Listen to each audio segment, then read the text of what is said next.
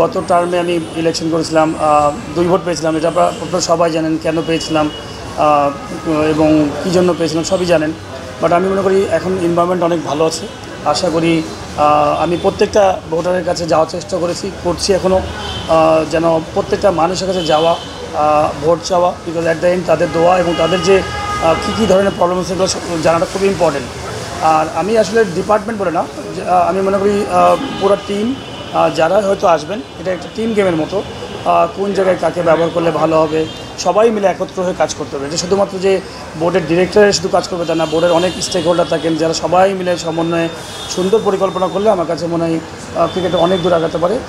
অনেক অনেক পিছিয়ে আছে আমার কাছে মনে হয়। আমি তো সবসময় দেখি আপনারা সবাই আপনারা বোঝেন যে ক্রিকেটটা কিন্তু আসলে খুব বেশি এগোয়নি আমার কাছে মনে হয়।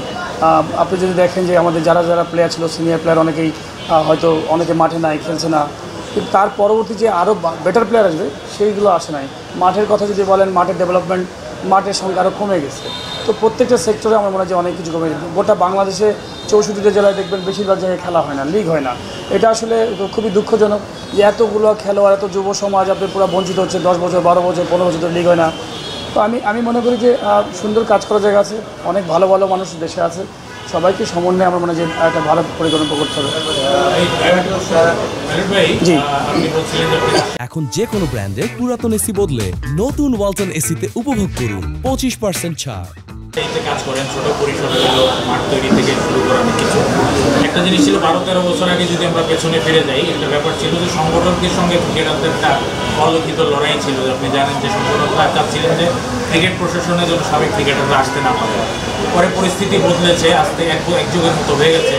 একসঙ্গে 3 জন সাবেক ক্রিকেটার ডিরেক্টর ছিলেন ক্রিকেট বোর্ডে, এবং হচ্ছে যে ক্রিকেট বোর্ডের নানা সেকশনে কিন্তু সাবেক ক্রিকেটাররাই কাজ করে, কোচিং থেকে শুরু করে নানা জায়গায়। কিন্তু বাংলাদেশ ক্রিকেটের চিত্রটা কিন্তু বদলায়নি।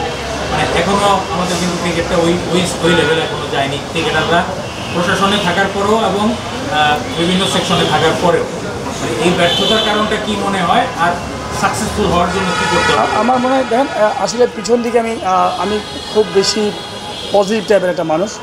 পিছনে কি হয়েছে, গতকালকে কি হয়েছে, আমার মনে হয় যে সেটা থেকে আমাদের রিয়ালাইজেশন করা উচিত যে আমরা লাস্ট 14-15 বছর ধরে আমাদের রিয়ালাইজেশন করা উচিত যে আমরা কী করতে পারি নাই, কী করণীয় ছিল।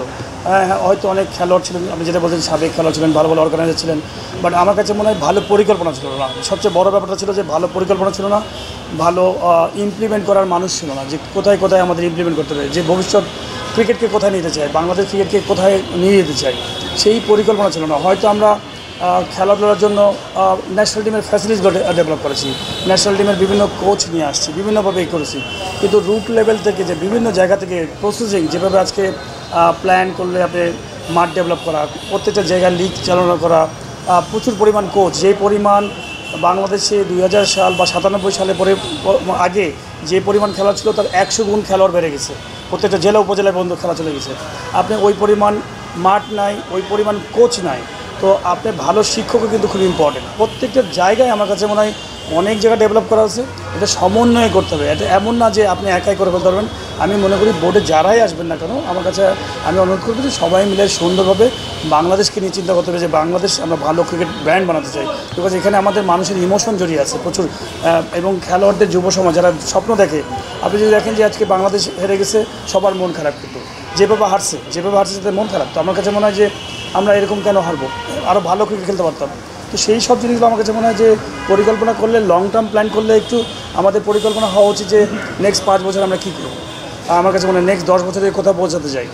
বিগত দিনগুলোতে আমার কাছে মনে হয় যে কখনোই আমরা কোনো স্ক্রিপ্ট দেখি নাই যে কোথায় পৌঁছাতে চাই, শুধু মানে কাজ করে গেছি। মানে কাউকে ছোটো করে বলছি না, বাট আপনি তো একটা স্ক্রিপ্ট থাকবে যে আমি নেক্সট 3 বছরের মধ্যে আমরা এই পদক্ষেপগুলো নিব, 5 বছরে যেখানে পৌঁছাবো, 10 বছরে যেখানে পৌঁছাবো। আই হোপ যে 6 তারিখে যে ইলেকশন হবে, আশা করি ভালো মানুষজন আসবেন।